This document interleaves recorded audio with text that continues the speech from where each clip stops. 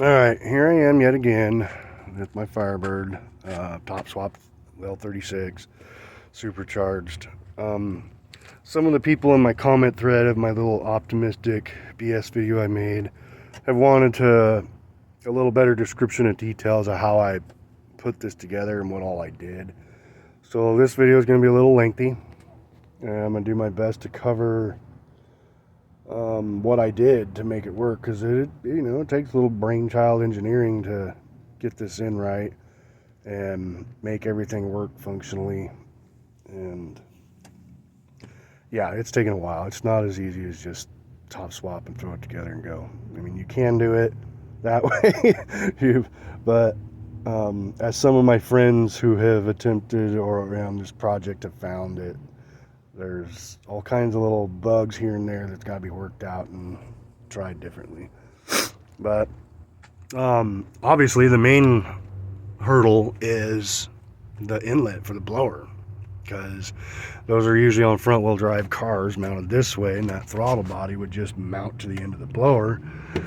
That's not an option, because literally the end of that blower's like right on the firewall. There's barely I don't even think there's barely a 1/4 inch between the back of where my cap off plate is and the firewall.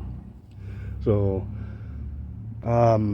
crudely enough, I took the blower and I used a hole saw bit. It was like 3 1/8 inch hole saw, went into the side and I cut in to make a hole, but it didn't just come out with a 3-inch cookie. Didn't come out, because that blower in the back, it's not just a hollow entrance all the way through. It kind of comes in and it steps up. So there was some solid aluminum I was running into, and I had to use a die grinder with a burring bit on it and cut part of the rest of that cookie out. And I kind of contoured that step down. I opened it up better so that 3-inch tube going into it wasn't just hitting a restrictive point.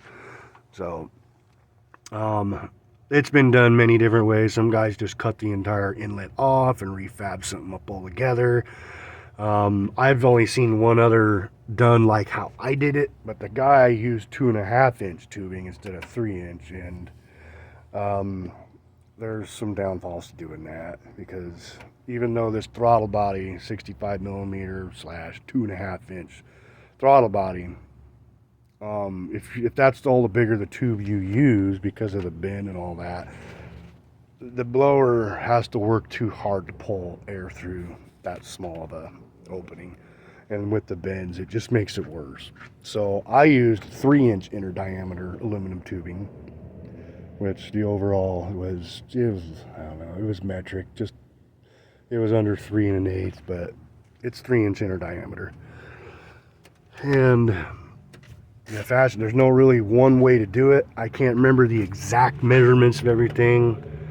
I put it on, I had to cut some off, but I used a straight piece coming out, and then I have a 3-inch 90 in the corner, and then another straight piece here welded to this aluminum plate that's used to remote mount the throttle body. And then I just used some straight silicone coupler pieces that you might be able to see. Sorry about the sun glare, but you can see one there, and I used some good torque clamps to hold the couplers together on the pipe. But 3-inch inner diameter, that can pull the air through.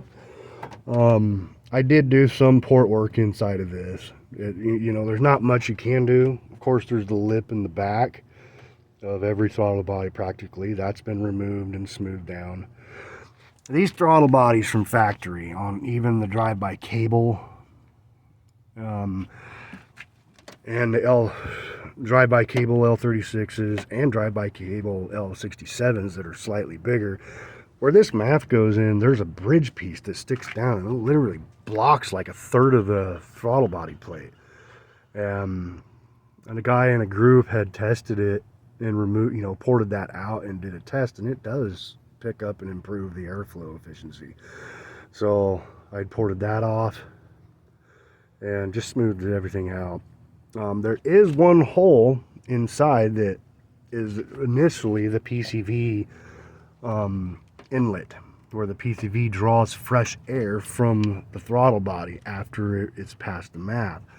That's so you don't get unmetered air circulating through the engine, because it does circulate back up through into the intake. So it all has to be metered. And that's one of the next little projects I'm going to describe here, that a hurdle I went over, and that is the PCV valves on these are on the blower in the back. You know, there's a plate on top of them to access them. And being that this isn't mounted to the blower anymore, the channel in the blower can't pull air from the throttle body, because it's also blocked off. So, and I didn't ever want to have to service that PCV valve. So since I blocked the inlet off, I decided to take that PCV valve and I filled it with JB. So it's it's plugged, blocked, and put it together. So I needed to have a crankcase ventilation set up for this. And I got the idea from a guy in a group. I'm going to throw his name out there. His name's Robert Lamp. He's a smart guy. He's got some extremely powerful turbo builds, and he knows his way around these engines. But his PCV setup that he's got on his turbo build mainly, he's got a supercharged build with this PCV type setup. And what I did, in the elbow in the back there, in the intake tubing bend, I inserted or fabbed in a vacuum port, and that's what this hose right here is attached to. This is vacuum. Initially, it was just straight here, and it pulls into this catch can, and it comes off here, and into that oil cap, I put another port on it, and there's a PCV valve. So it's pulling from there into this catch can, and then the fresh air can go through. This will keep any oil vapors and moisture from inside the engine from going back into the intake. But, and then I eventually added a T to it, and T'd another vacuum line off to the evap solenoid here. So it has vacuum. That cured one of my check engine lights, because I had to figure out a way to get that hooked up to vacuum. So that was that. But it has to be able to pull fresh air into the engine, and how did I overcome that hurdle?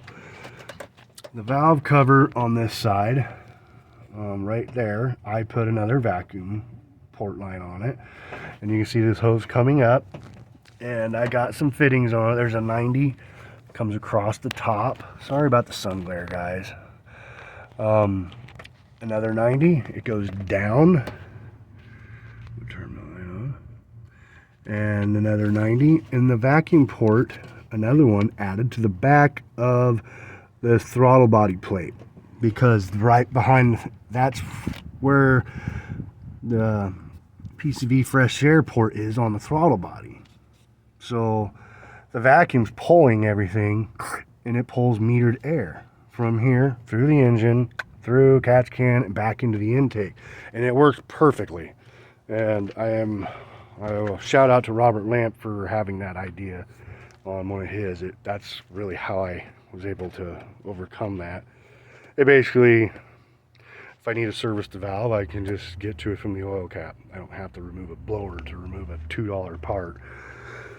So my PCV system works fine, works great. One of the other alterations that has to be made in the back, and that's the thermostat housing. It's been done a few different ways. I took the one from a front wheel drive vehicle, and I pretty much just cut the neck, notched it, reset the outlet to come out differently, sideways, and then I used it. It worked. And I got a hose. It comes off, and then there's a barbed splice coupler there inside, and then it's attached to some others, and there's an aluminum. I used aluminum tubing to keep everything routed under, and it goes under the, yeah, it's all routed right. So I kept it lower. A lot of times the guys have them up above, and I wanted to try to keep mine down under instead of over above. So that worked out. My thermostat is a 180-degree thermostat, and I also drilled it. And I am going to say right now that drilling those that's the best way to get away from having to get air bubbles out of the cooling system. I don't struggle with that ever because of that. So even when the thermostat's closed and water pumps spinning and building pressure, it can literally still push air through that hole. And it does. It works perfect. So if you got a thermostat, put a little tiny, get a tiny drill bit. There's some tutorials on YouTube and stuff and different groups to show you where they're located. Because of it though, water's always slightly flowing, so it takes a little bit longer to warm up. That's the only, I think, negative side effect of it, but I think the positives outweigh the negative, in my opinion. Ignition control module on this particular engine used to be mounted above this side. I did away with that bracket altogether. I mean, obviously I kind of had to with where I have my oil inlet and all this shit. And the bracket I'm using is from the L36, non-supercharged, the NA front wheel drive engine. It's not the big one from the L67 that has the pulley bracket locations on it. So I mounted it up front. It's actually only got one bolt. I couldn't do two because I had to lift it out of the way a bit for this single belt routing to run the way I've got it. But it's tight. It ain't going nowhere, man. It's all it needs. But the harness, the wiring harness, I had to extend it. And that one's a hard one because there's 13 wires there. And, you know, I cut, I can't remember what the exact length was. I just kind of held it out here and figured it. Once I had one figured out, I just cut 13 lengths of wire. And I used 14 gauge wiring. Anything bigger than that, I wouldn't use 12 gauge. That's starting to get too big. Most of the wiring for the harness is 16 and 14 gauge wiring, and you can get a spool of that at most of your auto shop or auto parts stores like AutoZone and O'Reilly's. I don't know, I think I got a 50-foot roll, and I got a 100-foot roll of, I got two rolls, one's a 50 and one's a 100-foot, and they weren't too expensive. But I soldered all those joints really nicely, and then I used shrink tubing over the joints, and well, I got that all right because it works. Basically just look at the color on this end, the color that end, and just run a splice wire between it, and that's how I did it. And of course I got a roll of convoluted tubing, a couple of rolls actually, two 10-foot rolls, and just ran it over. You know, I took my extended wires and taped them to keep them tight, and then I ran convoluted tubing over it and retaped it, so it looks like regular. The harness is supposed to be what it is. And same with the MAF and the throttle control. I did the same thing, man, because it used to be mounted here. The wires weren't going to reach. I just, you know, I cut the harness or pigtails right here and right there off where they were, and I just ran some longer wires again, spliced, soldered them. Some people might want to try to use the little crimp splices. I wanted something more permanent and solid that didn't have a chance of coming apart. So I soldered my joints, and that takes a little time. Obviously, it takes more time to solder a joint than it does to just crimp a butt splice on. And of course, I use more convoluted tubing to put it all. Right now, I've got stuff kind of zip tied and, you know, held in place to keep it from flopping everywhere. Well, wiring needs extended. The blower inlet needs modified. And The PCV system, the way I ran it and explained, it doesn't have to be done that way. You can leave the PCV valve in it. If you've blocked the back off like I did and leave the PCV in, you could literally just run this part into the valve cover and leave it. The engine vacuum for that part the fresh air from that will get pulled back up through that PCV valve. It'll work. No, like I said, the only reason I deleted and plugged that port is I did not ever want to service it for any reason whatsoever, because I would have to start pulling everything off, get my blower off just to change it. And plus, catch cans are cool. And it works. You can watch here. It drips out the moisture and shit it catches. It does its job just right. Whatever you do, if you do these, don't put a filter vent on it. Don't have a open system, because it will screw up your air intake and AFRs, because that's metered air. It gets cycled back up through the intake and mixed with fuel and burned out the exhaust. See the internals of this. I got a VS cam that I got from a buddy of mine. He's got a YouTube channel as well. I believe his channel is Boosted Bird. He'd got this cam in a package from somebody, I don't know who, but he decided to go another route. So I was screaming and waving my hands, hey, I want that cam. And you know, that's one of the ways I saved money, was getting some stuff used. But that cam was barely used. It was in nice condition. It was beautiful. The head porting. I'm a little skilled, I guess, and knowledgeable, so I did my own head port work. My advice on that, on the intake, really, there's not a lot. There's nothing to be gained on the intakes of these. You can kind of gasket match them. Use the gaskets that you match the head ports to. I have found that between the plastic sets, the AC Delco upgraded metal sets, and the Felpro metal sets, all of those have different port sizing. Just keep that in mind. I haven't heard anybody speak about that before, but that is something I've noticed. I originally gasket matched them to a plastic set, and then I had to pull this apart and do some work and put it back together, and I had some AC Delco metal gaskets to use. When I put them on, I noticed that they completely interfered with my port work. Like, the openings of those gaskets were smaller than my ports. I'm like, oh man, this is horrible. I went with the the Felpro lower intake gaskets, because they have bigger port openings, and I needed to at least use those to get it back together and have the functionality of the port work that I used. But intake ports on these, there's not really nothing to be gained. It's like you might get a couple of %, but the exhaust ports, there's quite a bit of room to gain there. And they're only getting anything to gain if you're a boosted engine. If you're NA, don't even mess with them. You won't get nothing. In fact, you'd probably lose torque, if anything, if you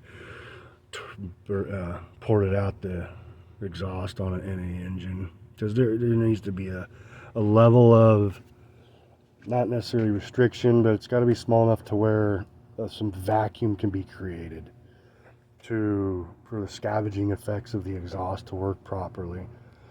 But so my exhaust ports are ported real nice, and I matched those to the header gaskets that I got. I do have headers. My headers are wrapped.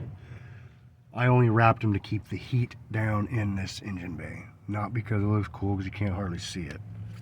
And another thing to note is, if you're going to wrap headers, you're probably going to be changing headers every year or two, because the headers will break down. They do. That's a fact. Keep all that heat inside that metal, and it does just break the metal down. The wells break. It's made for racing application type stuff, where people are changing headers out on rebuilding engines all the time. So it's fine for that. So daily use, if I could go back and do it again, I wouldn't have wrapped them. I probably would have had them ceramic coated and left it at that, and maybe built a heat shield or something.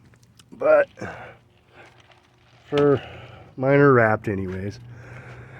My plug wires, I didn't use any of the stock cut lengths wires. Mine are a cell super stock copper cord wires, and they're custom cut to length.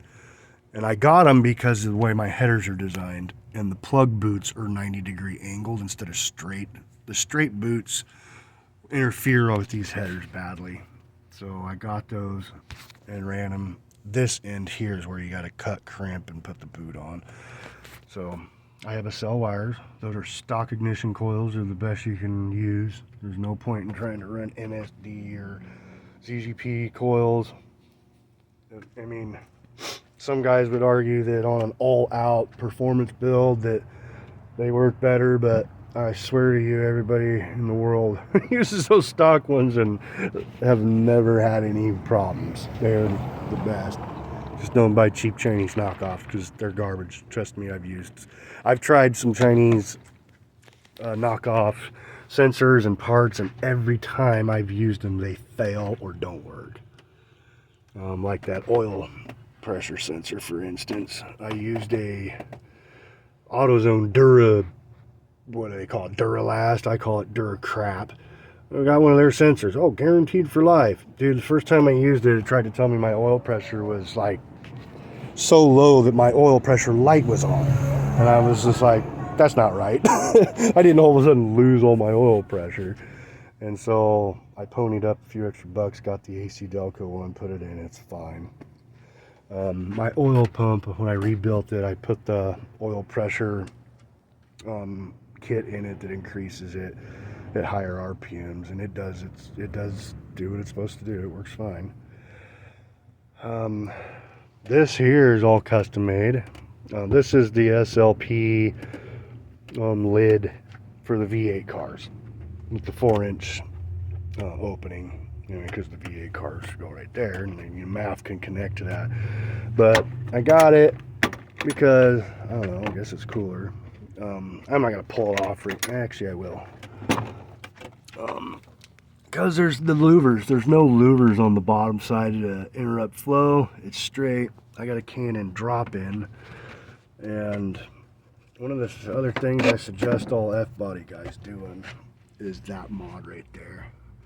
Cut that back shit out, because that goes, it's straight out to the ground, and will free up all the restriction from this and give you a true cold air intake, and it does. I'm not kidding you. I can check my intake temps from my sensor reading, and they're always whatever the ambient temp is outside. So that freed up this is actually 3.5. I guess I wish I went back and done 4, but 3.5 is fine considering what my throttle body is. And I bought a section of 3.5-inch stainless tubing and just put it up here, marked it, cut where I wanted it, and got these couplers. That's a 4-inch to 3.5. So 3.5-inch 90, 3.5 to 4-inch 90. And yeah, that was that. I just custom made that myself. It was my idea. Stock 36-pound injectors, the same ones I use in GTP. With those injectors and a stock fuel pump in good operating condition, like fresh, I should be able to run a 3.5 pulley with this VS comp cam. But after I've been, got my tune settled nicely, it runs fine. But if you try to push that wide open throttle, you get into some higher RPM. If it revs up too quick, my injector duty cycle maxes and it falls on its face. And that's because it's running out of fuel. The fuel pump's not able to keep up. But I've got a Walbro fuel pump right there that's going to go in and hopefully cure all that problem. Because I want to run the smaller pulley for, get some more bottom end torque. I don't think I'm going to get away with anything smaller than a 3.5 with the, that's my restriction right there, guys. Throttle body. And there's no way around it. I've taken one of the electronic ones from a truck that has Let me pull this open here. That's an 8-pin unit, and I took the pigtail, I tried to splice it on, and I have a schematic for this and the truck one, so I spliced the right wires into the right ports. It don't work. It just doesn't, man.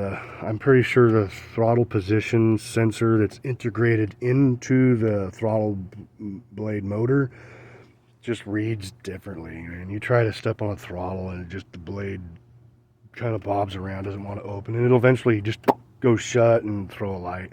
It doesn't want to work. So it wasn't something, I kind of gave up after that. I didn't want to, I try to force something to work that wasn't going to work, you know. I wished it would have. I don't believe anybody else has ever tried it. I think I was the first one that did. But, yeah, man, I really wish it would have. You know, it just would have been that much better. But she runs good. I run it on the 1030 oil recommended. I use full synthetic. My oil filters are K&N. This one is the one that's slightly longer. Part number, I think it's like 2001 instead of 1001. Don't quote me on that. I'm trying to just remember. It was a couple months ago when I got it and put it on there. It just holds a little bit more oil. It's the only reason I got it. So, yeah. It runs good. It's sound. My tune's good. With that pulley on, I've got 20 degrees of timing, and it doesn't, you know, there's not a blip of KR anywhere on the top end.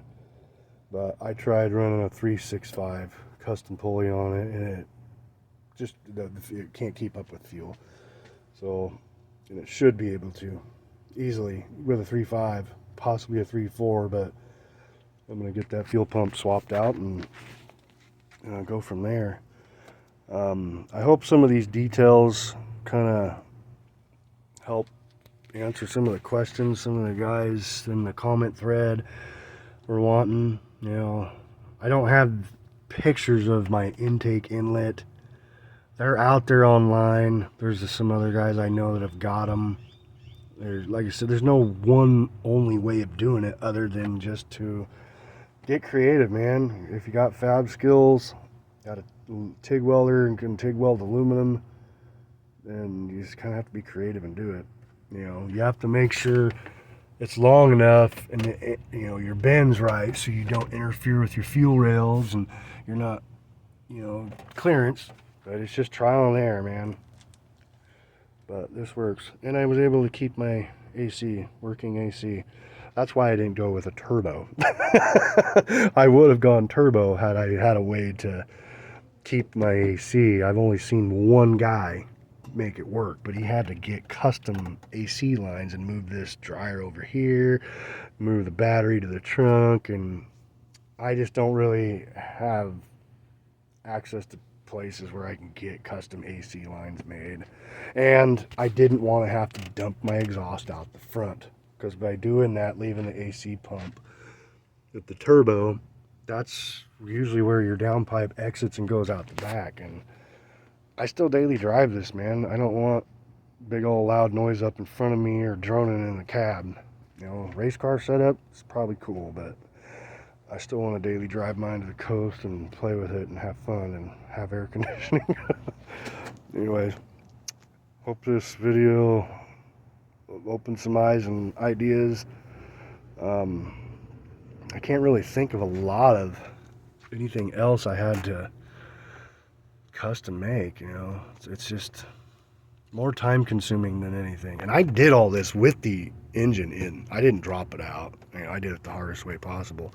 And I did it right up there inside that carport at nighttime with a headlamp, because I'm not supposed to work on a car here on the property.